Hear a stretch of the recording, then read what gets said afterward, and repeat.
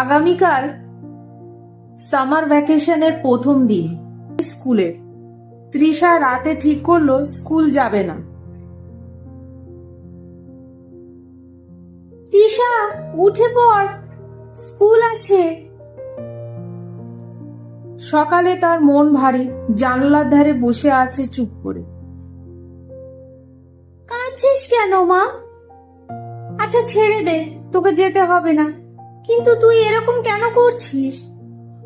কি গো, আজকে যাবে তৃষাকে ডাক্তারের কাছে নিয়ে? ঠিক আছে, চলো নিয়ে যাই ডক্টরের কাছে, একবার দেখি উনি কি বলেন।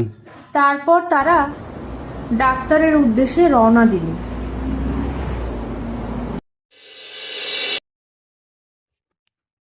তোমার নাম কি? তুমি স্কুলে যাও? আমার নাম তৃষা। ডাক্তার আঙ্কেল, আমার তো কিচ্ছু হয়নি। মা শুধু শুধু তোমার কাছে আমার নিয়ে এসেছে। আমি তো স্কুল যাই। আসলে আমি তোমার মাকে ফোন করেছিলাম, বললাম আমার মনটা ভালো লাগছে না, তাই তিশার সাথে একটু গল্প করতে চাই, তা একবার তিশাকে আমার কাছে নিয়ে আসবেন? তাই তোমার মা নিয়ে এসছে। আচ্ছা, তোমার স্কুলে বন্ধু আছে? ওই স্কুলটা বাজে, সব স্টুডেন্টটা বাজে, ওরা ভালো না, আমাকে বাজে বাজে কথা বলে। তুমি মাকে জানো, বলো না। তাই নাকি? কেন? না না, একদম আমি কাউকে বলবো না। কে বাজে বলো তো? ওরা হলো রাতুল, সবর, জোনাকি। আমাকে বলে আমি নোংরা, আমার ঘর বানি নোংরা, তোর পাশে বসবো না, তোর টিফিন খাবো না। আমি বাবাকে বলেছিলাম, কিন্তু বাবা কিছু বলেনি। ম্যামকে বলে কারোর নামে নালিশ করবে না। তাহলে তুমি একবার ওদের বলবে আমার সাথে এরকম যেন না করে, আমার খুব কান্না পায়। আচ্ছা আচ্ছা, হ্যাঁ নিশ্চয়ই আমি ওদের বলবো, ওদের বকে দেবো, ওদেরকে দরকার হলে প্রিন্সিপাল ম্যামের কাছে নিয়ে যাব। তুমি একদম এসব নিয়ে ভেবো না। তারপর ডাক্তার প্রেসক্রাইব করে স্কুলে জানাতে বলল ব্যাপারটা। প্রিন্সিপালের সাথে কথা বলতে বললেন। তুই যদি আমাদের না জানাস তাহলে আমরা কি করে বুঝবো বল? একবার জানাতে পারতিস মা। স্কুলের অফিসে প্রিন্সিপাল বসে আছেন, সব শুনে গম্ভীর। আমরা ভীষণ দুঃখিত ক্লাসের এমন ব্যবহারে। ভাবতে পারিনি, একটু সময় দিন আমাদের। আমরা নিশ্চয়ই এটা নিয়ে মিটিং ডাকবো আগামীকাল। ক্লাস 3 এ ক্লাস টিচারকে ডাকুন। তৃষা আপনার ক্লাসের স্টুডেন্ট?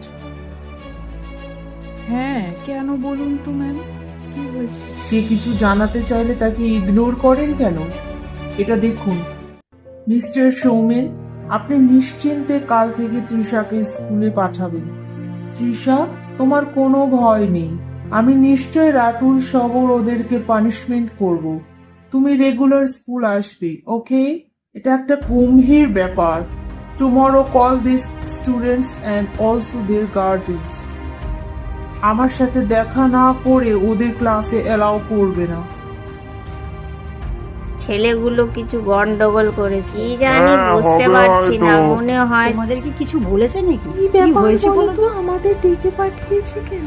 কিভাবে ব্যবহার করেন বাচ্চাদের সামনে, কেমন ধরনের কথা বলেন তাদের সামনে? জানেন কি, একটা বাচ্চার জীবনে তার মডেল তার মা ও বাবা। তাদের দেখেই তারা সবটা অবজার্ভ করে, কারণ দিনের বেশি সময় তারা আপনাদের সাথেই থাকে। এমনকি চলাফেরা, কথাবার্তা সবই তারা কপি করে। আর এই অপ্রস্তুত কারণে তাদের উপর কতটা প্রভাব পড়ে জানেন?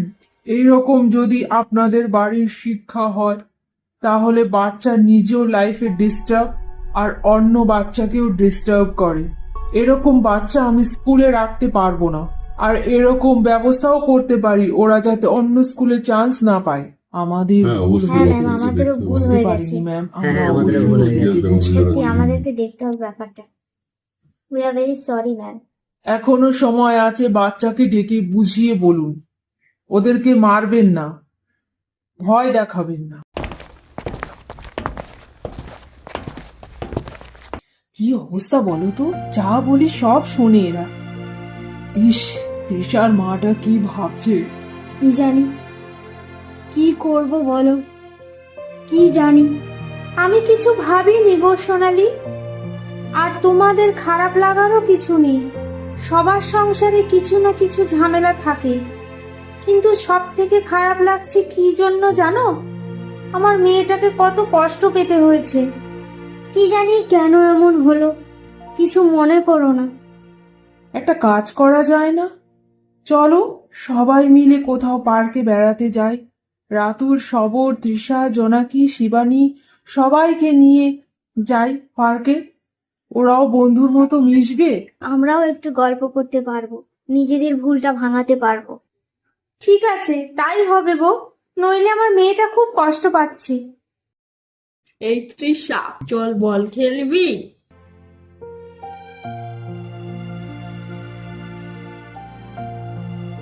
আমার ভুল হয়ে গেছে, আর আমি তোকে এরকম বলবো না। চল আমরা বন্ধু হই। তারপর তারা সবাই মিলে পার্কে গিয়ে মজা করলো। তৃষার মনও ভালো হয়ে গেল এবং রাতুল নিজের ভুল স্বীকার করলো, আর ক্লাসে তৃষাকে সবাই বন্ধুর মতো আপন করে নিল।